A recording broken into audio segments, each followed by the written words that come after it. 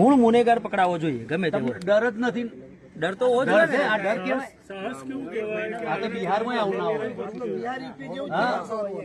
સાહસ હા અમારી એ પેરેલ ઉપર છૂટેલો હા એને ડર જ શું છે લોડો.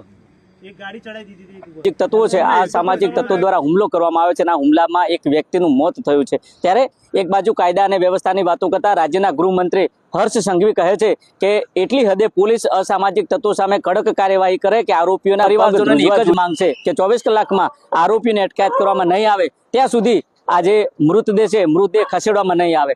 જો કે તમામ બાબતને લઈને ડીવાયએસપી શું કહી રહ્યા છે તે પણ તમે સાંભળો.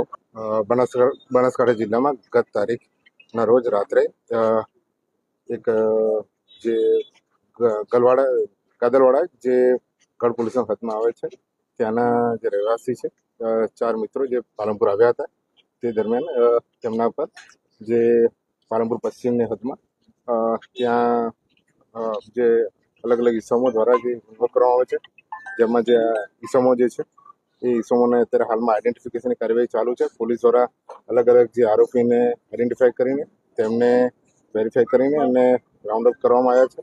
તદુપરાંત હાલમાં જે ઇજાગ્રસ્ત છે તેમના પણ જે નિવેદન લેવાની એ કાર્યવાહી ચાલુમાં છે.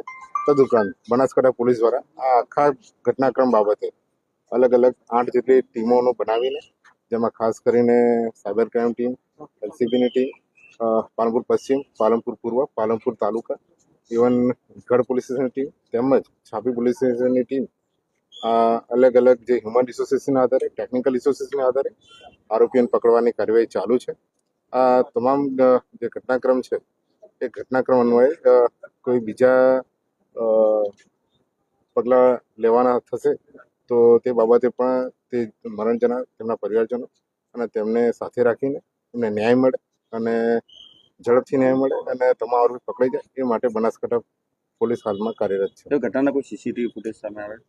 આ તમામ ઘટના બાબતમાં જે ઘટના જગ્યા બન્યો છે એ બાબતના ત્યાંના પ્રોપર સીસીટીવી કે ત્યાં સીસીટીવી નથી, પરંતુ જે અન્ય જે દરેક સરાઉન્ડિંગ એરિયા કે બીજી જગ્યાએ જ્યાં આરોપી ભેગા થયા હોય કે બીજી કોઈ જગ્યાએ અન્ય જગ્યાએ સીસીટીવી હોય એ બાબતે અમારી જે ટેકનિકલ ટીમ છે એ તમામ જગ્યાઓનું ખાસ કરીને રૂટ મેપિંગ કરી રહી છે. રૂટ મેપિંગના આધારે આ જે આરોપીઓ જે ઘટનાસ્થળે અંજામ આપ્યો અને ત્યાંથી છૂટા પડ્યા હોય એ તમામ જગ્યાઓના સીસીટીવી ફૂટેજ મેળવવામાં આવી રહ્યા છે.